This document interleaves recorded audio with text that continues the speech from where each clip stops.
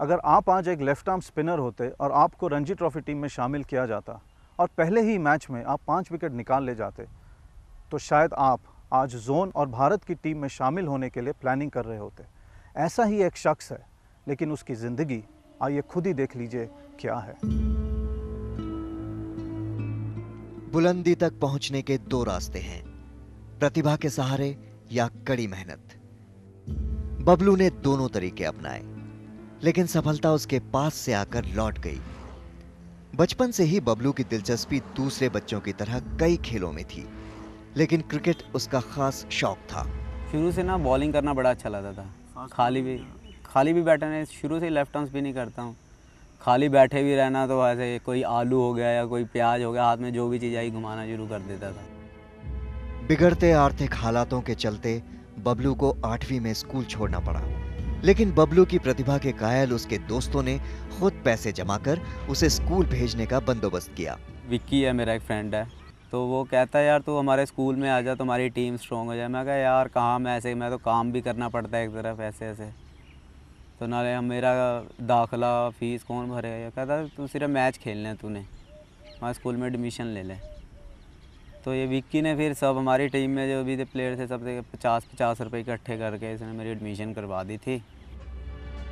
इस वक्त तक बबलू के सामने दो रास्ते थे, उसका शौक या उसके परिवार की जरूरत।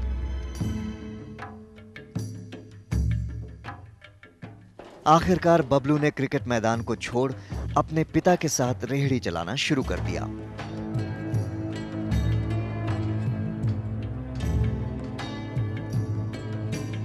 बाईस 25 किलोमीटर दूर जाना आना, तो पैर मेरे सूज जाते थे, इतने मोटे हो जाते थे जब आता था। तो मम्मी रोते थे भी, मेरे खाने पीने के दिन है और ये काम कर रहा है।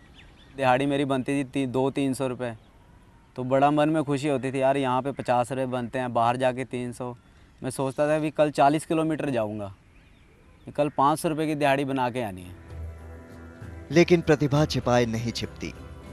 बबलू के दोस्तों ने उसे फिर से क्रिकेट खेलने के लिए जोर डाला।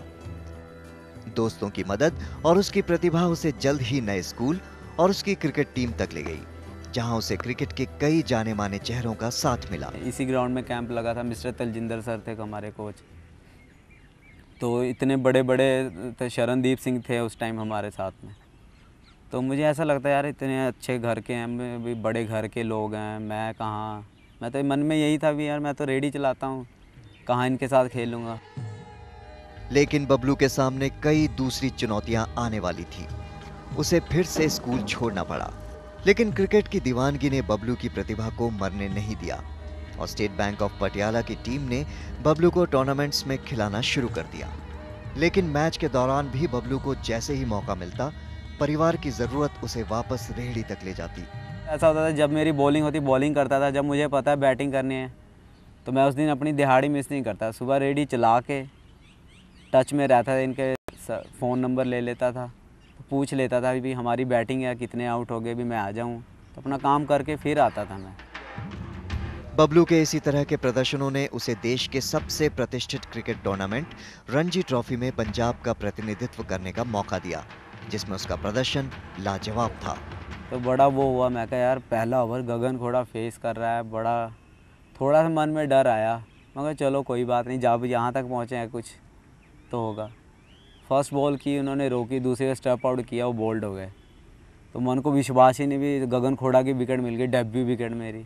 उस समय रिएक्ट कैसे किया आपने? रिएक्ट थोड़ा सुन सा हो गया दिमाग, भी क्या हुआ, बस ऐसा लगा भी सब मेरी तरफ आ रहे हैं, गगन खोड़ा वापस जा रहा है पवेलियन की तरफ।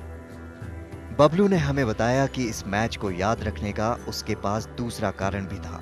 जब मुझे पहली मैच फीस मिली 5000 रुपये 3 दिन में ही, तो बड़ा अजीब सा फील हुआ भी यार, थोड़े आंसू आए मेरे भी।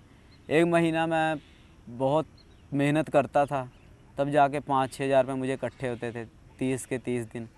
भी यहाँ यार 3 दिन में तुझे 5000 रुपये मिल गए हैं। देश के सबसे चहेते खेल और उसकी सबसे प्रतिष्ठित प्रतियोगिता, और ऐसे में बबलू का शानदार प्रदर्शन, 4 मैचों में 26 विकेट। इस प्रदर्शन के बाद बबलू को वो मिला जिसकी उम्मीद किसी खिलाड़ी को नहीं होगी। बबलू को दोबारा टीम में नहीं चुना गया। रणजी से कब निकले? निकला तो नहीं सर, अभी खेलना तो है ही है, शायद अभी टीम को ज़रूरत नहीं है, निकाला अभी। अगर मैं पूछूं कि क्यों नहीं है? नहीं सर, कुछ कह नहीं सकता, कि इसका जवाब मुझे खुद को नहीं मालूम। लेकिन अजीब विडंबना है कि जिस रेहड़ी को चलाते हुए बबलू सफलता की ऊंचाइयों तक पहुंचा था, आज भी वही रेहड़ी उसके परिवार का पेट पालने का इकलौता जरिया है। बबलू आज भी बेरोजगार है। दिमाग मेरा बिल्कुल अंधा हुआ है, अभी समझ नहीं आ रहा अभी जॉब क्यों नहीं मिल रही। जब करंट खेल रहा था, 2 साल खेला हूँ, तब भी कहीं से ऑफ़र नहीं आई भी जॉब के लिए। तो अब तो 2 साल ड्रॉप रहा हूँ टीम से मैं, तो सोचता हूँ जब उस टाइम नहीं आई तो इस टाइम क्या आएगी।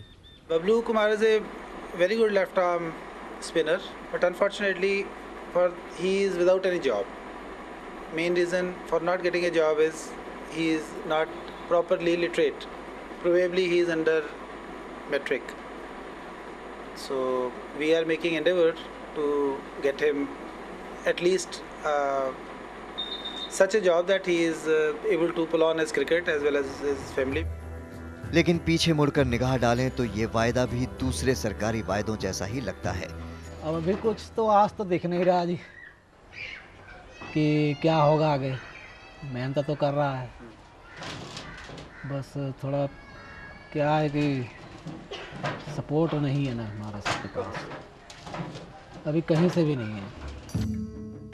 बबलू की जिंदगी आज एक चौराहे पर खड़ी है, जो हमारे सामने कई सवाल खड़े करती है। शायद कुछ कागज के टुकड़े जो बबलू को रणजी खेलने के लिए योग्य बनाने के काम ना आए हों, अब वही सर्टिफिकेट्स उसे इज्जत भरी जिंदगी जीने से महरूम कर रहे हैं, जिनके अभाव में बबलू सब कुछ छोड़ने को तैयार है, अपना जुनून, क्रिकेट भी। हाल ये है सर, अब तो भी अगर जॉब मिलती है, अगर वो टीम कहे भी नहीं तो डिपार्टमेंट कहे तो उन्हें खेलना नहीं है, हमारे दफ्तर में 9 से 5 ड्यूटी कर, तो मैं वो भी कर लूँगा। मेरी मजबूरी इतनी है जॉब की। कभी कभी ये सिस्टम भी समझ में नहीं आता, बिल्कुल भी नहीं आता। एक तरफ एक स्पिनर जो कभी ग्रेजुएट नहीं बन पाएगा, और वहाँ लाखों ग्रेजुएट जो कभी भी बबलू नहीं बन पाएंगे। तुम अपने आप को देख के तुम्हें लगता है कि स्पोर्ट्स का फ्यूचर है इस देश में? सर एक तो जो मेरे जैसा लेवल है, जिसकी घर की प्रॉब्लम्स हैं या कुछ है, तो उसको क्रिकेट खेलनी नहीं चाहिए। हमारी जैसे फैमिलियाँ होती हैं, चुपचाप अपना काम करो, सुबह जाओ काम करो, रात को खाओ सो जाओ, सुबह काम करो। हमें क्रिकेट सर रह गई, ऊंचे घरानों की क्रिकेट रह गई।